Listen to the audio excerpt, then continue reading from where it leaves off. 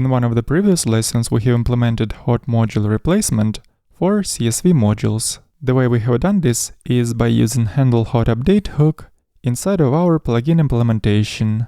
So in here, whenever .csv file will be modified, we would fire event via WebSocket connection to the client and include all necessary data along with this event so that client could receive this data and then implement all necessary updates.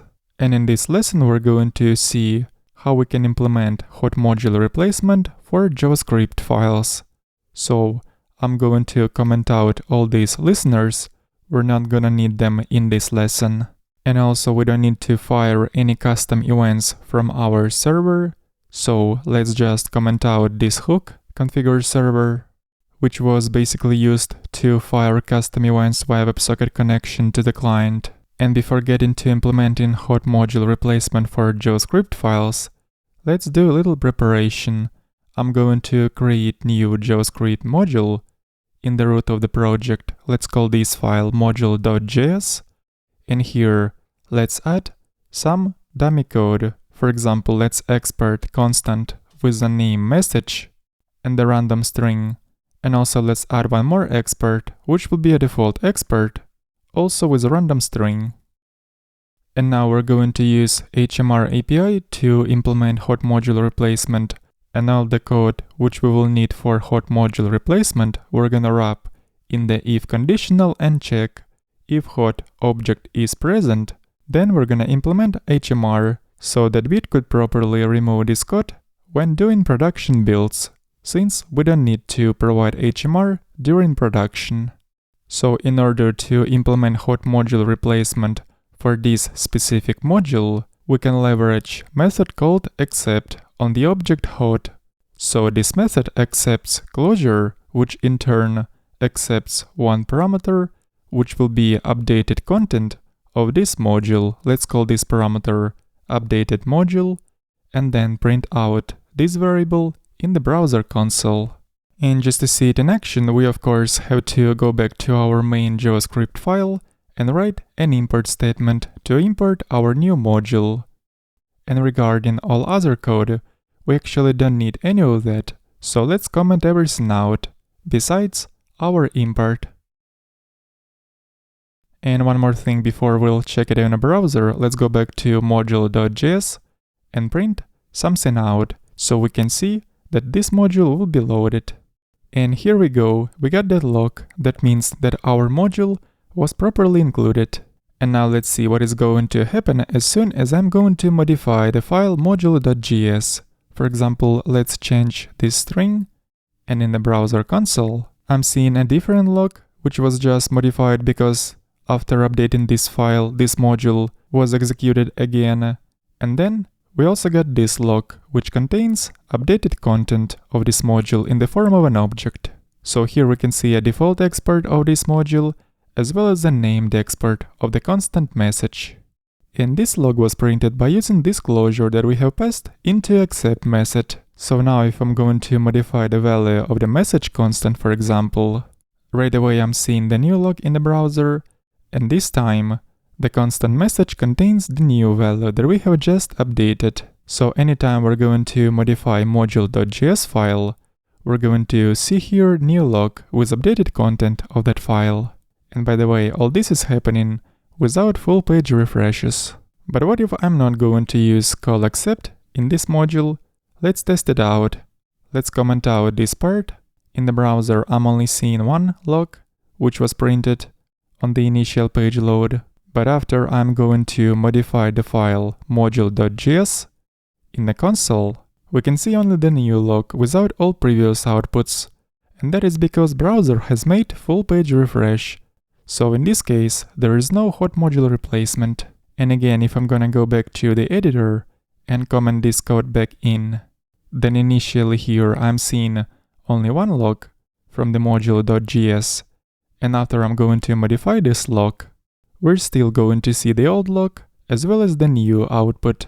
And in addition to that, we got an object which contains updated data of the module. So in this case, as I'm using accept method in my module, anytime we're modifying module.js, browser is not going to make full page refresh in order to update this module in a browser, because all these updates are happening by using hot module replacement technique. And now let's consider another example. So what if my module.js is going to import another module? Let's emulate this situation. Let's create a new file and call it submodule.js. This module is going to have only one default export of the random string. And then we're going to import this module from within module.js right here. And now let's say we want to monitor changes in all those modules we are importing in this module. So for example, I want to run some code anytime the module submodule.js will change. So in here, I'm going to use another code to method accept, which in this case will have a different shape. As the first parameter, we can provide an array which consists of all those imports we'd like to monitor changes in. So for example, in here, I'm going to watch file called submodule.js. So I'm going to include this name in here. And then in this closure, we're going to receive an updated content of every module that we are monitoring.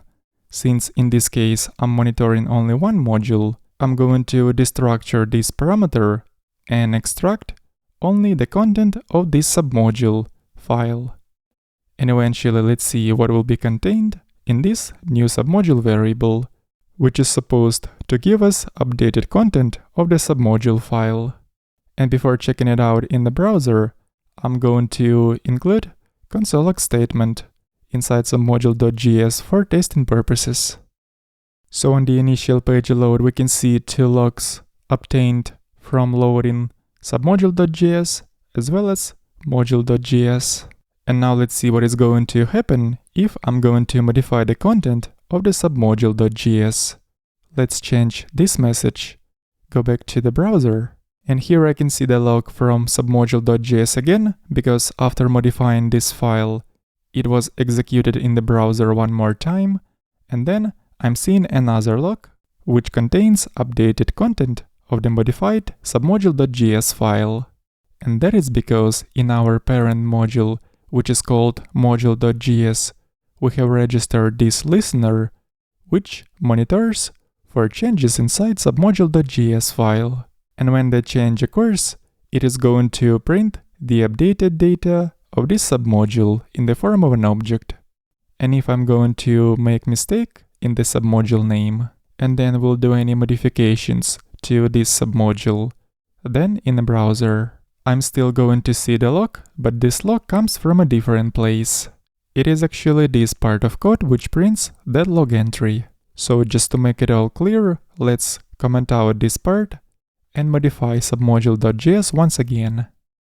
And as we can see after modification, there are no extra logs in the console, because we are no longer listening for changes in the submodule. So let's go back to module.js and fix that mistake in this name submodule.js. And one more time, if I'm gonna go ahead and modify the file submodule.js, sure enough in the console, we're going to see a new log entry with an updated content of the submodule file. And by the way, if we're going to make any syntax errors in our modules, then that log which is responsible for showing updated content of the module will print value undefined instead. So if we're planning to use this value in our closure, it's necessary to firstly check if the received value actually exists. So we're going to wrap this part in the if conditional. So now if we're going to make any syntax errors in our modules, it will prevent us from potential crashes. And it's actually good to do these kind of checks most of the times. So let's add the same conditional to this closure. So this is how we can leverage method accept on the hot object to implement hot module replacement for specific JavaScript modules. Let's keep learning Vite in the next lesson.